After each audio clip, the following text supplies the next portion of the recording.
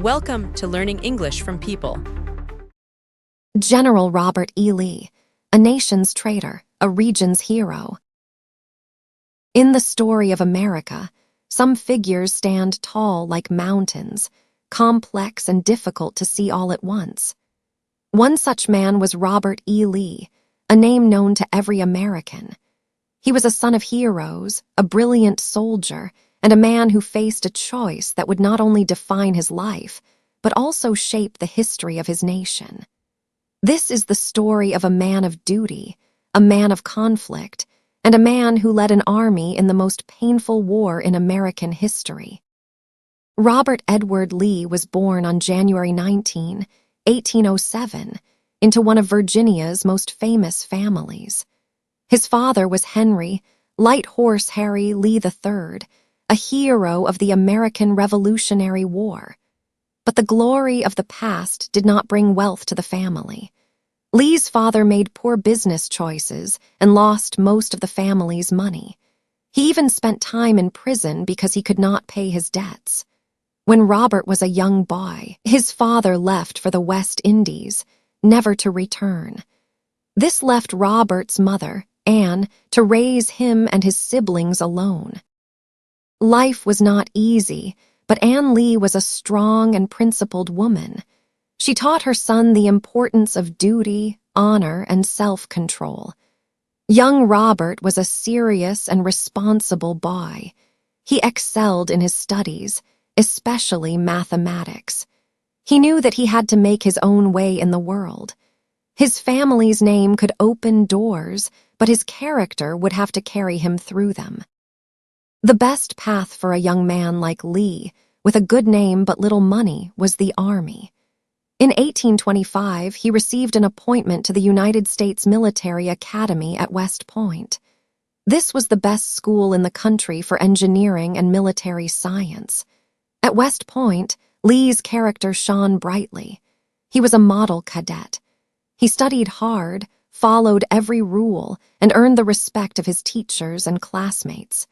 In his 4 years at the academy, he never received a single demerit, a mark for bad behavior.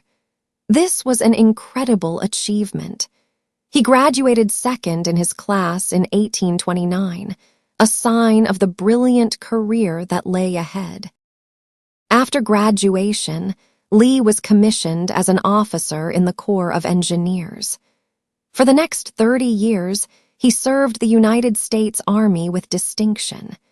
His work took him all over the country. He helped build forts, map rivers, and design coastal defenses. He was known as a talented and dedicated officer. During this time, he also built a family. In 1831, he married Mary Anna Custis.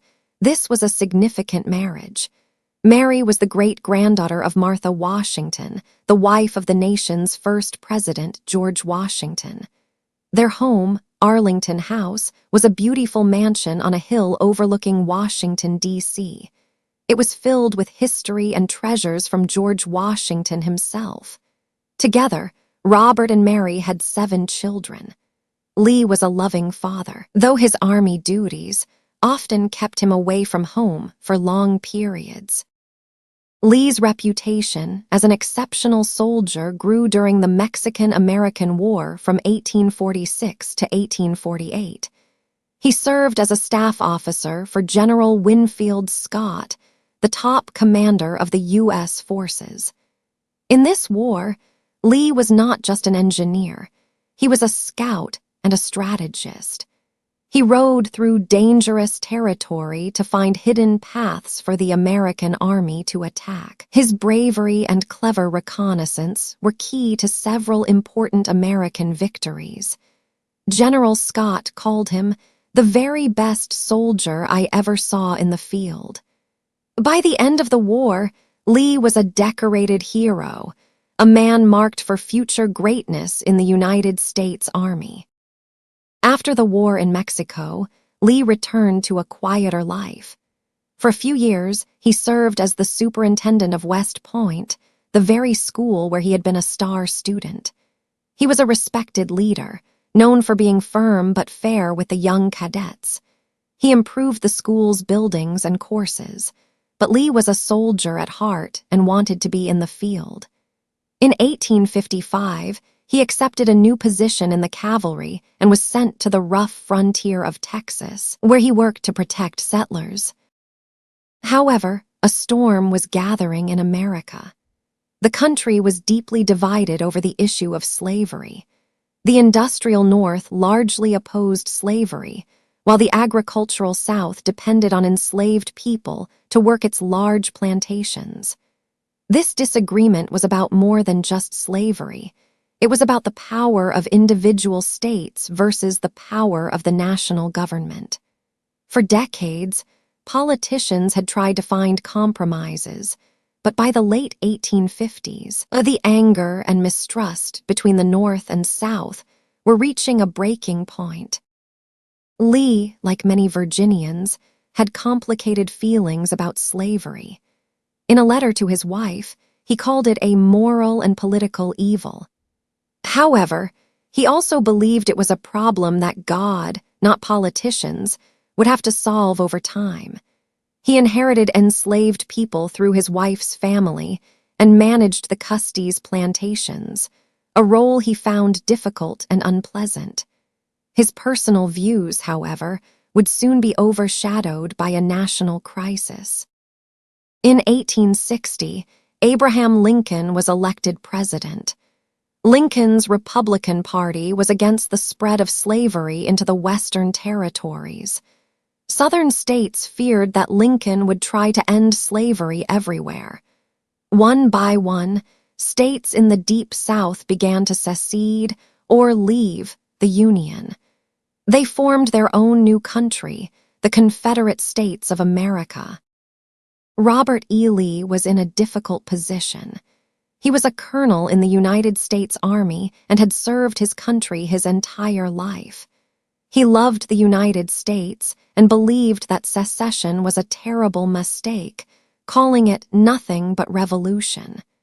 He hoped that the country could avoid war and stay together. His home state of Virginia was also divided. At first, Virginia voted not to secede. But in April 1861, Confederate forces fired on Fort Sumter, a U.S. Army fort in South Carolina. The Civil War had begun. President Lincoln called for 75,000 volunteer soldiers to put down the rebellion. This call for troops forced Virginia to make a choice. The state refused to send soldiers to fight against other Southern states. On April 17, Virginia voted to secede from the Union. For Robert E. Lee, this was the moment of his greatest personal crisis. The day after Virginia's decision, he was called to a meeting in Washington. He was offered command of the main Union Army that would march south. It was the top job, the promotion he had worked for his entire life. But accepting it meant he would have to lead an invasion of his own home state. He would have to fight against his family, his friends, and his neighbors. Lee spent the next 2 days in deep thought and prayer. His duty to the United States pulled him in one direction. His love for Virginia pulled him in the other. In the end, his loyalty to his home was stronger. He told a friend, "I cannot raise my hand against my birthplace, my home, my children."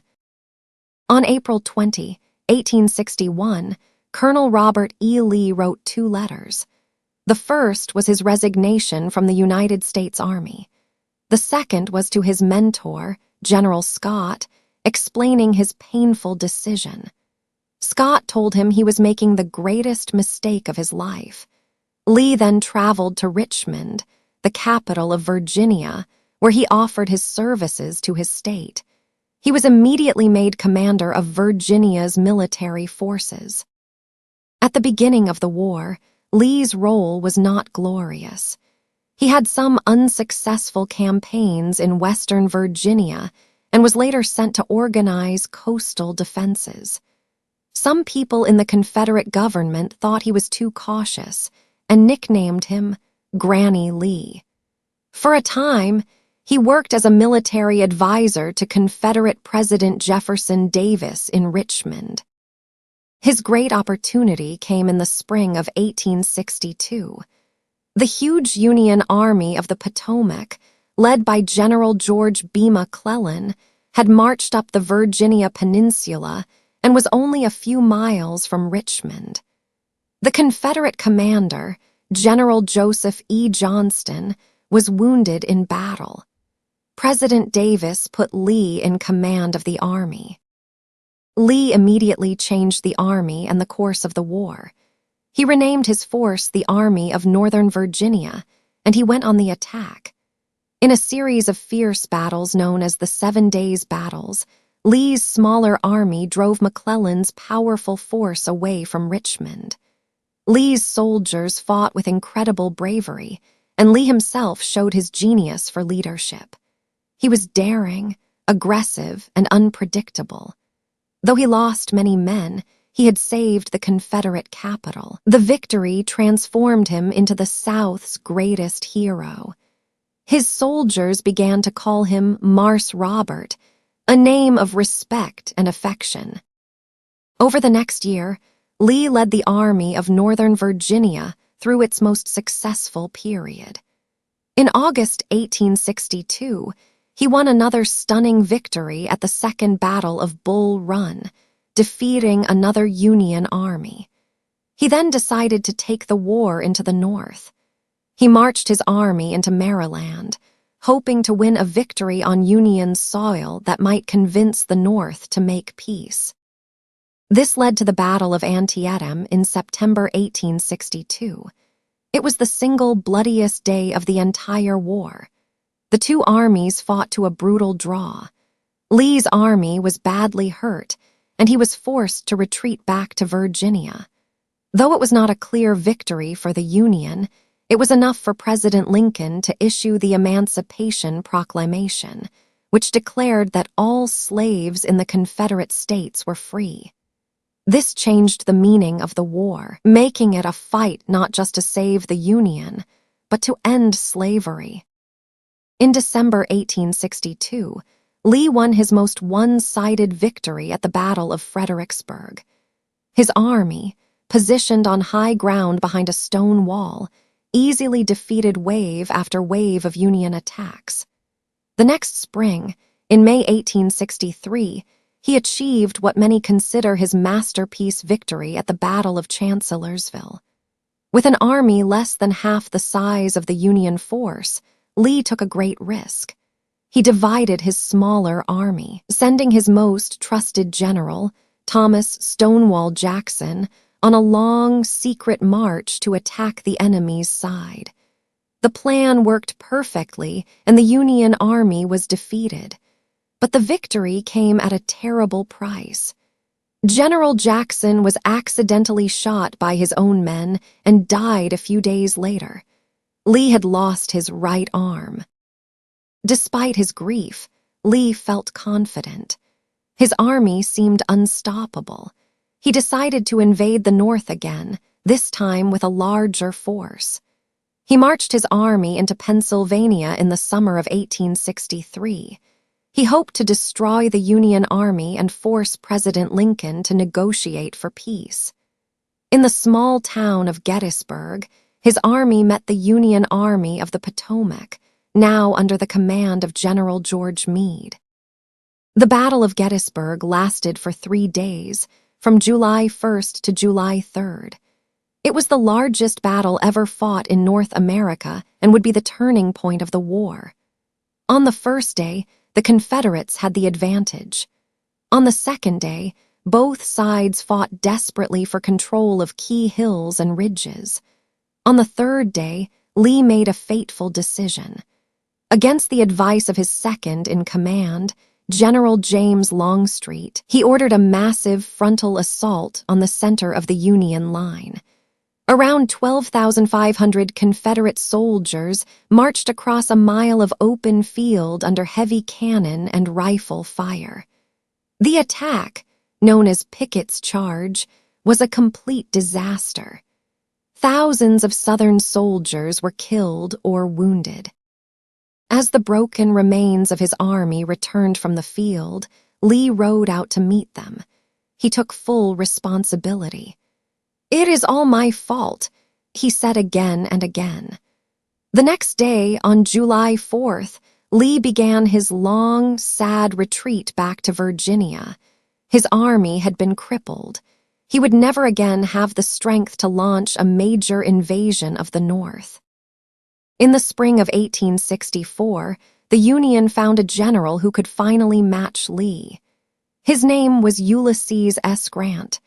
Grant was not as brilliant a battlefield tactician as Lee, but he was tough, determined, and understood how to use the North's advantages in soldiers and supplies.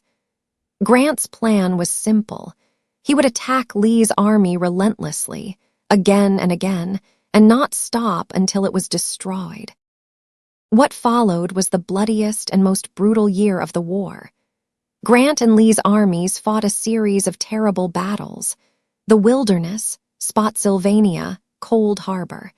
Lee's men fought with their usual skill and courage, and they inflicted huge casualties on Grant's army. But unlike previous Union commanders, Grant did not retreat after a defeat. He just kept moving south, forcing Lee to fight again. The North could replace its lost soldiers, the South could not.